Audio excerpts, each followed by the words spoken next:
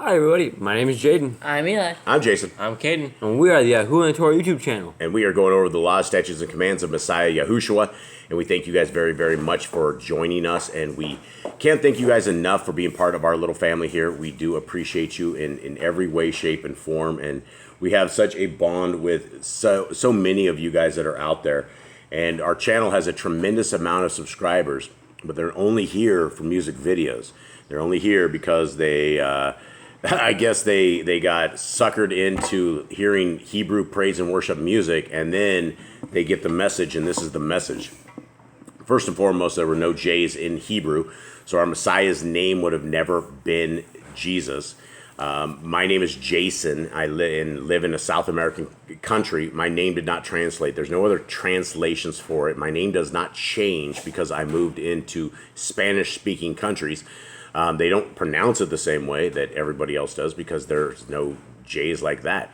And so this is something we should understand and that we should very well clear up. And, you know, we've been having some discussions with a gal recently over who is Yah, who is Yah, Yahushua, is God, Jesus. And it's very, very clear the scriptures there's no such scripture that ever says our Creator sent himself down and tricked us all and called him his son. Even though he's not his son, it's really him. He still calls him his son, and it doesn't work like that. That is a hoax by the Catholic Church that they put together, and it is a mess. All right, gentlemen, how you guys doing today? Good. Everyone all right? Yeah. Yep. What are you guys doing today? I'm going back to the junkyard. Landfill. All right. I don't know if we are so poor that I don't know if I feel bad about this, but I just told the boys before we get going, if you guys find any clothes in the landfill, grab all the clothes that we have.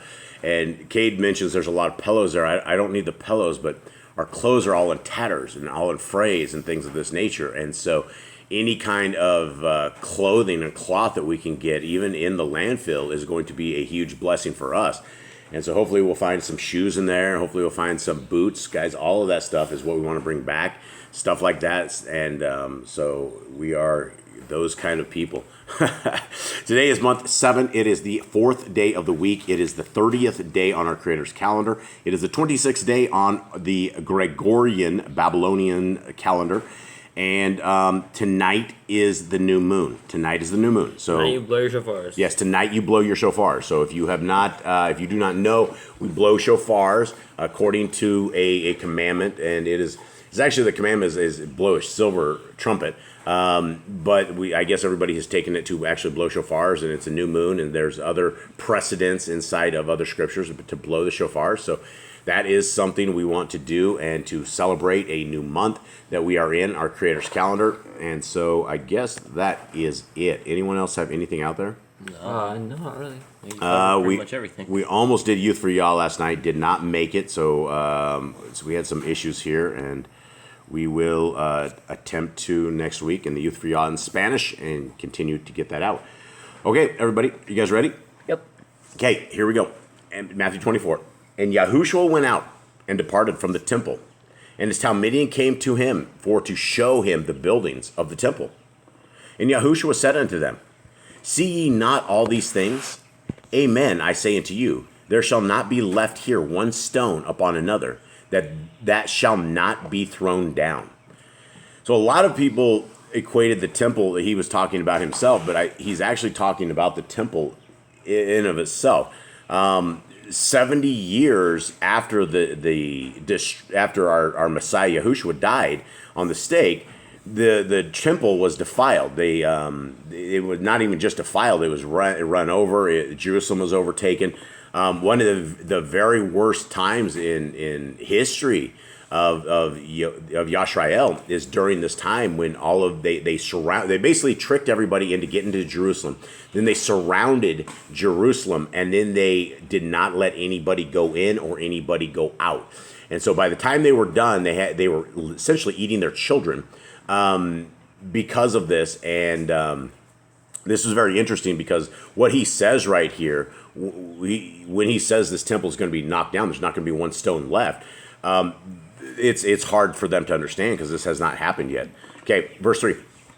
And as he sat upon the Mount of Olives, the Talmudian came unto him privately, saying, Tell us, when shall these things be, and what shall be the sign of your coming and of the end of the world?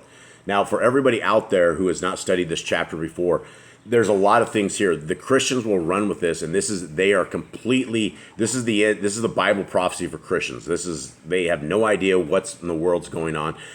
But we have to figure this out because there's three questions that are asked. Number one, tell us, when shall these things be? And he's talking about the temple being overtaken, right? Or basically the stones being knocked down. The second question is, what shall be the sign of your coming?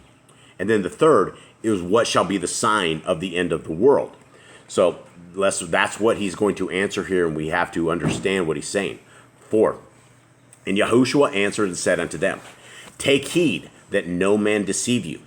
For many shall come in my name, saying, I am Mashiach, and shall deceive many. Okay, so there's a question, there's an answer of one of the questions, right?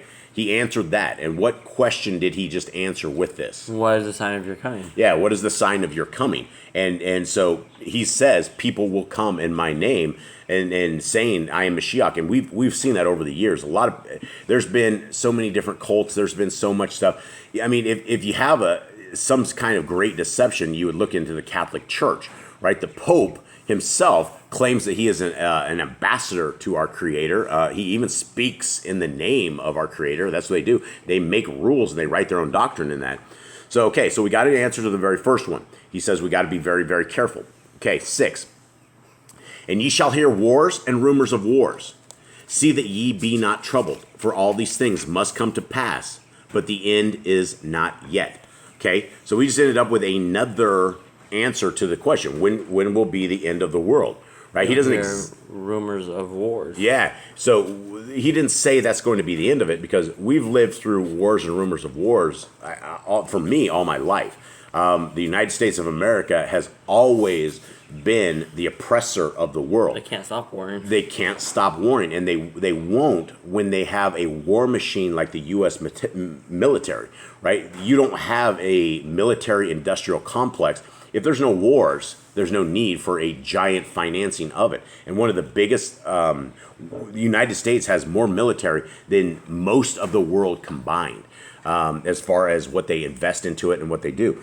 That being said, now all of the military people are extremely sick, and if North America ever gets attacked, the military people are all on death's door. And I'm not going to say anything other than if you have eyes to see and ears to hear, you will understand why they are very, very sick. And that goes for a lot of the military across the world. But I know for a fact, North America has owned their own military. Okay, so we have some answers, right? And he says, for nation shall rise against nation. We have that. And kingdom against kingdom. And there shall be famines and pestilences and earthquakes in diverse places. Now, I'm not going to get into anything with pestilences. What do you guys think pestilence is exactly? It could be a disease.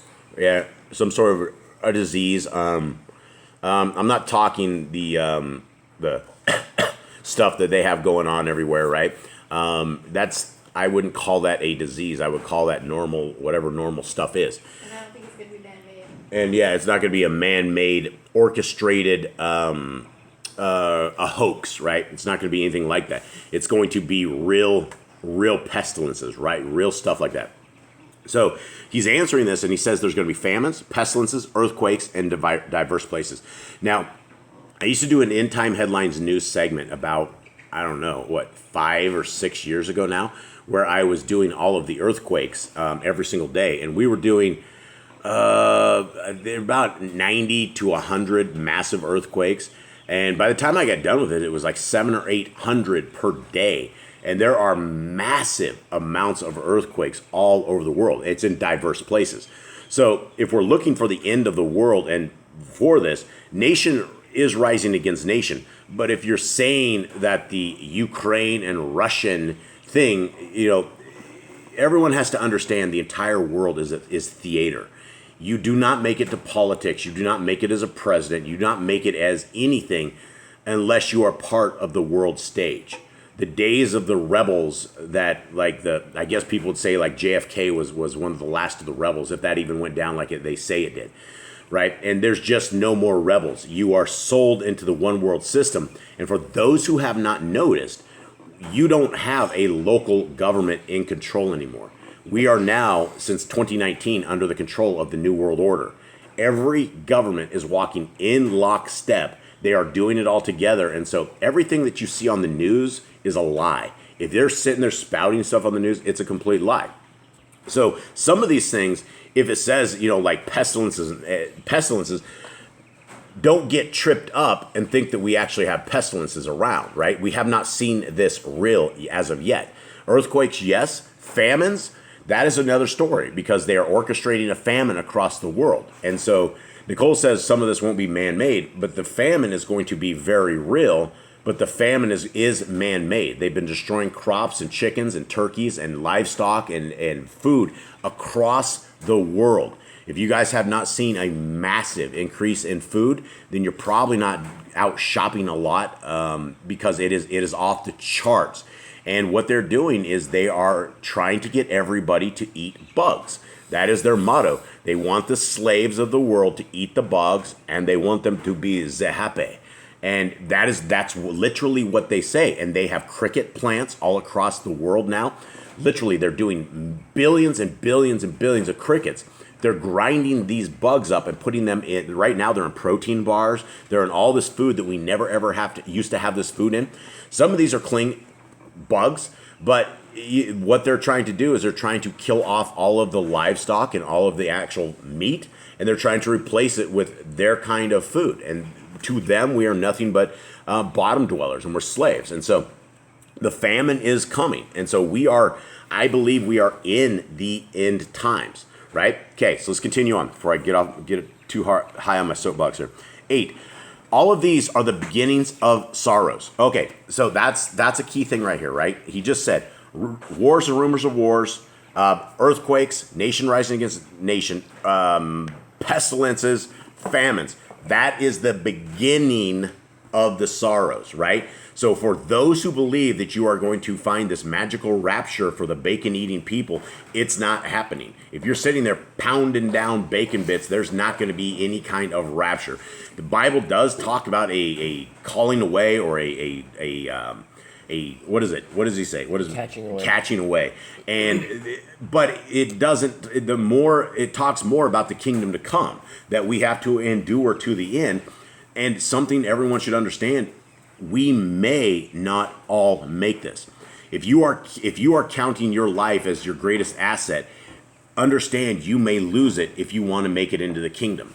The people that are just letting the world dwell upon them, they can have this satanic world, but the people of the kingdom are pure people, and we are on our way. Like we are in the beginnings of sorrows. When the famine hits in the next year to 2 years, and I've been telling everybody, if you have an opportunity to buy lentils right now, you need to buy it. When the famine hits, it's going to get real quick. And the Bible talks about a cup of flour being worth a day's wages and things of this nature. So it is coming, and we have eyes to see and ears to hear, so we got to be ready for it. So we're not here yet, but it's the beginning of the sorrows. Verse 9. Then they shall deliver you up to be afflicted, and shall kill you, and ye shall be hated of all nations for my name's sake. And then shall many be offended, and shall betray one another, and shall hate one another. Okay? If you're looking at a world right now, what qualifies this? Are many offended in Messiah's name? Yes. Do people betray each other? Absolutely. Does one person hate another? This world is so full of hate right now. There's hardly any love whatsoever.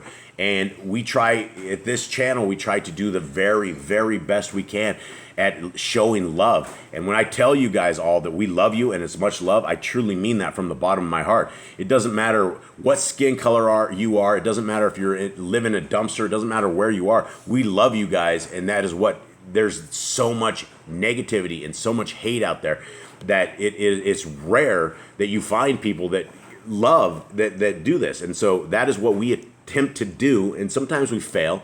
Sometimes people come across and yell at us and do very nasty things, and I do very nasty things back, and I should not do that. It's a work in progress. Okay.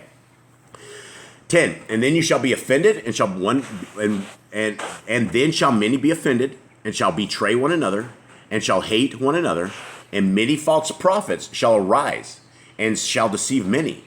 And the transgression of the Torah shall abound. The love of many shall wax cold.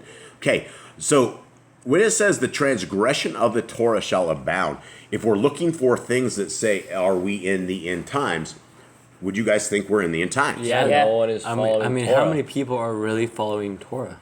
And yeah, and I mean, that's the thing, is how many will actually change your life. To keep the Torah, it's not a set and forget. It's not raise your hand at 8 years old and you can once you're saved, you're always saved. There is no place in the Bible the once saved, always saved doctrine exists. In fact, it goes against that many times. There are ways. In fact, Messiah Yahushua in Matthew 7 says you can be told to kick rocks and get out because you do not keep the Torah. So here we are. Many of these things have happened. We have many false prophets. We got those guys on YouTube. We got that girl, Celeste, whatever. We have Jonathan Cahn. Joel Osteen. All of them, yeah. They're all. I mean, they're all false, evil Satanists. And sometimes those are hard words to hear when you call someone a Satanist. They're like, I'm not a Satanist. I don't drink the blood of kids. If you're going against the laws, statutes, and commands of our Creator, by default, you are working the works of Satan. So that makes you a Satanist, whether or not those are hard words or not. Okay, 13. But he that shall endure until the end, the same shall be saved. None of this says a rapture's coming. None of this says that, it's all going to be good. He who endures to the end will be saved. That's dead or alive. Friends, if you guys don't understand what he's saying here, you have to endure to the end, and whether or not you are enduring with your head being lopped off, if they come to that and the heads roll, that's what you have to smile and understand. We're going to lose our physical bodies. We may lose our lives. That is just what it comes happening. Look at all the prophets of old. There's not really a prophet of old that died a good natural death. Everybody got slaughtered. Everyone died. That's just what the people do. They kill the prophets and they kill the people of Yah. 14. And this Besorah, the good news of the kingdom, shall be preached in all the world for a witness unto all nations, and then shall the end come. Many people are like, well, there's a jungle out in the middle of somewhere that somebody has never heard the good news, and so the end will not come.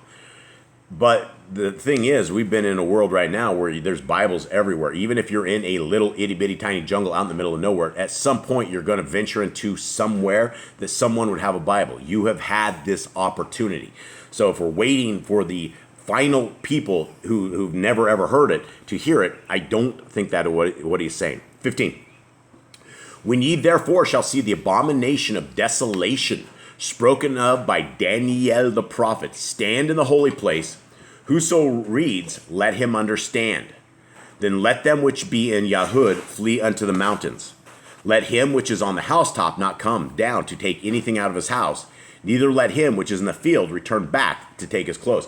Everybody says this is modern day. They're saying, okay, this is what's going to happen. And they believe, this is what the Christians believe, guys. The Christians believe that they're going to set up a third temple right now, and that these people that are not Yah abiding people, right? The people that set up the temple in Jerusalem, my friends, are Satanists. They are Satanists because they keep the Kabbalah, they keep the Zohar, they keep the Talmud. They do not keep the Torah. By default, they're Satanists. So everybody's like, well, this is about the Antichrist. This is not about the Antichrist. The desolation spoken of by Daniel the prophet has come and it went. It happened in 70 AD. It is gone, right? And he says, then let them which be in Yahud flee to the mountains, right? If you were in Jerusalem around 70 AD, you should have run for your life, and you should not have stayed in Jerusalem. You should have not been there. If you were at the top of your housetop, which, guys, nobody lives on top of their houses anymore. This is talking about back in the day. He says, if you're on your housetop, don't go back into your house. Jump off your housetop and run to the hills, right?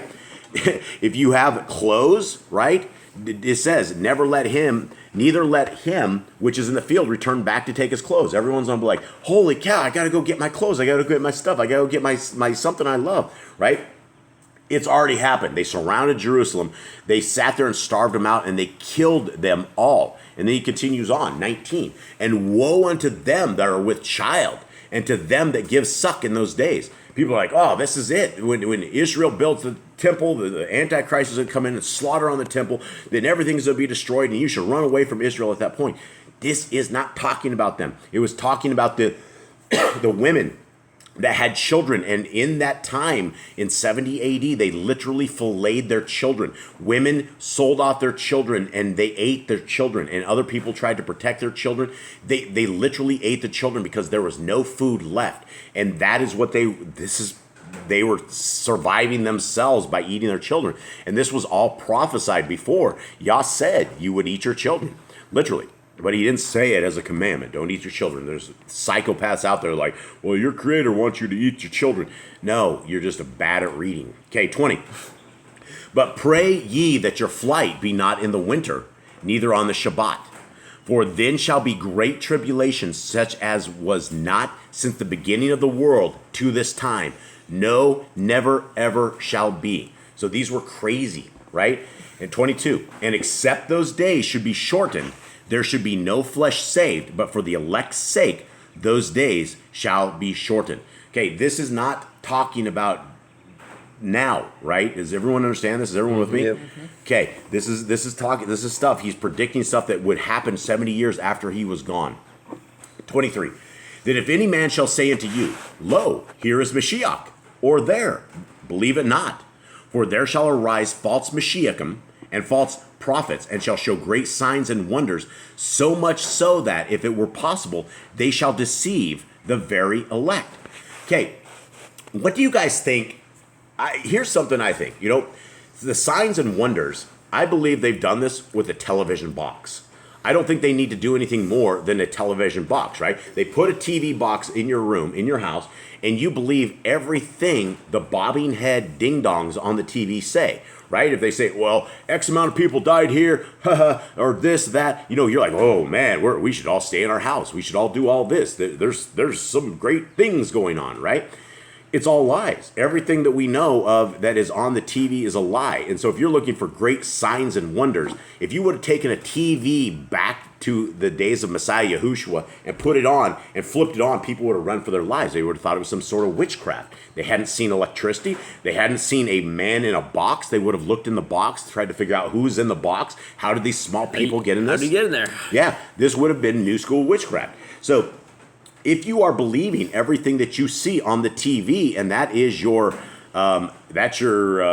news, you are going to be completely deceived. And so you gotta clear that TV off. 25. Behold, I have told you before. Wherefore, if they shall say unto you, behold, he is in the desert, go not forth, because he is in the secret chambers, believe it not. Or behold, he is in the secret chambers, believe it not. For as lightning comes out of the east and shines even unto the west, so shall also the coming of the son of Adam be. Okay, what does that mean? When the son of Adam comes, what's it going to be like? I guess it's going to be like lightning. It's going to be really fast, but it starts in the east and head towards west. Yeah, but it's going to be, that's where the sun shines. Everything comes from the east. And it's going to be, as he says, and shines from the east to the west.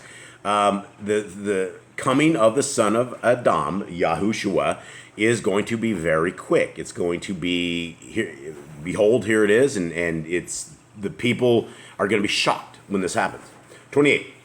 For wheresoever the carcass is, there will the eagles be gathered also. That's the vultures. The vultures. Yeah, that's not eagles. That's definitely vultures. Huge difference. Okay, 29. Immediately after the tribulation of those days shall the sun be darkened, and the moon shall not give her light, and the stars shall fall from heaven, and the powers of the heavens shall be shaken. Okay, I believe this is the end times right here. I think he's shifting off into answering some more questions, right? The thing about this is when they ask 3 questions, he's answering all 3 of these in a whole bunch of different ways. So we have not seen the sun is darkened. We've seen an eclipse. We've seen it, eclipse. It goes dark for a little bit, and it says the moon shall not give her light. Now we haven't seen that before. We haven't seen the sun darken, and we have not seen the stars falling from heaven. We see a star, a falling star, but we have not seen stars falling from heaven. We don't see wormwood. We don't see destruction like it talks about, and where rivers are polluted and things of that nature. So we don't see any of this stuff yet. So we're still not there. 30. And then shall appear the sign of the son of Adam in the heaven. And then shall all the tribes of the earth mourn, and they shall see the son of Adam coming in the clouds of heaven with power and great glory. Now, why are the tribes of the earth mourning when our king is here? Because they realize they've done wrong. They realize they were not in covenant with Yah. Yeah, and so, and then all the people of the earth, tribes of the land, they've realized they're on the wrong side, and all of a sudden the hoax, the invisible guy in the sky, and all the stuff they've laughed at all their time, all of a sudden it's going to get real, and they gotta get right with Yah if they haven't already. Okay, 31. And he shall send his angels with a great sound of a shofar, and they shall gather together his elect from the four winds, from one end of heaven to the other. Okay, this sounds to me like a second Exodus, right? This sounds to me like when Messiah Yahushua comes, bam, the world is going to see this, and then all of a sudden, the Exodus is going to begin. And we have a commandment about messengers. What is the commandment about messengers? We're going to listen to the messenger that Yahuwah sends before us. Yes, listen to the messengers that Yahuwah sends before us. Because this is the time in 2431 when the messengers are going to come and grab you by the hand, and they're probably going to be pulling us out of just the end time apocalyptic movie scene that you can envision at your house, right? Whatever's going to be happening, I believe we're going to be saved at the nick of time. And again, most of us probably won't be saved. A lot of us, I don't even know if this is my generation or next generation. I do not think the world has more than a decade or so left. I don't think there'll be anyone left. They'll all be dead. 32. Now learn a parable of the fig tree. When his branch is yet tender and puts forth leaves, ye know that summer is nigh. So likewise ye, when ye shall see all these things, know that it is near, even at the doors. Okay, so he's basically telling us what we need to look for, right? And he says it's like a fig tree. When you see the branch is tender and puts forth leaves, you know that summer's nigh. Right. And so likewise, he says, listen, you shall see all these things and know that it is near, even at the door. At the doors. Amen, I say unto you, this nation shall not pass till all these things be fulfilled. Okay. Did you say nation or generation? It says this nation. I said generation. This generation. Yeah, so yours says this generation will not pass until all these things have happened. So right there, a lot of this stuff that people have said, well, that's the thing. That generation, like the 70 AD and all of this destruction, that would have still been in that generation. So this is hard. These are hard chapters to get through because you don't know if it's past tense, in the future, or where it is. So we have to just study and see and be ready. That's the thing. We have to be ready. Okay. 35. Heaven and earth shall pass away, but my words shall not pass away. But of that day and hour knows no man, no, not the angels of heaven, but my Father only. Here's a Trinity buster. If Messiah Yahushua knew the day and hour, right here he would be a liar, right? He would be a liar. So you either have to accept a liar for a Messiah, and they basically would be liars that came and told us not to tell lies, right? Do as I say, but not as I do. I will trick you, and I will send myself as my son, but it's really me, and then you're going to be all confused. And the scriptures never, ever, ever say Messiah Yahushua, Jesus the Christ, is Yah, God. It doesn't. So only the Father knows. 37. But as the days of Noah were, so shall also the coming of the son of Adam be. Okay, I can't get anything here on YouTube. I refuse to have my channel banned because I could certainly say things right here and I would be gone before you guys probably ever had the ability to listen to this. So we are in the days of Noah. Without a shadow of a doubt, I cannot say anything on YouTube, but it came and it went. Starting in 2019, we are officially in the days of Noah. So people need to be ready. The son of Adam is on his way. He may at this point actually know when it is, because his pop's father, Yah, Abba, might have told him, say, son, you're about to go raise the roof. Okay? 38. For as in the days that were before the flood, they were eating and drinking, marrying and giving in marriage, until the day that Noah entered into the ark, and knew not until the flood came and took them all away. So shall also the coming of the son of Adam be. Again, these are more dire warnings. We are here. We are here. You need to live your life squeaky clean. You need to put away evil. You need to not be involved in evil. You need to get your family in order. You need to get your kids in order. You need to get your life in order. Are you reading the Torah every day? Are you in Yah's word? Are you seeking him at every last moment? Are you writing this on the doorpost of your house, or binding it on the frontlets of your eyes? Is this your world? Because if this is not your world, this will slip away before you ever have a chance to make it your world. We are told this. We are told over and over and over, be ready. 40. Then shall two be in the field. The one shall be taken and the other left. This is what the Christians go with as far as the rapture. This is the rapture right here, right? We're going to get raptured. One of us is out there eating bacon bits, and that one eating bacon bits is raptured because Jesus made all food clean. And again, I'm joking. I'm laughing at the Christians because he doesn't say that, right? So what do we make of this? Two women will be grinding in one mill, one will be taken, the other left. Isn't this the one where the king puts two guys together? Yeah, in like a bed or something. It's in Luke.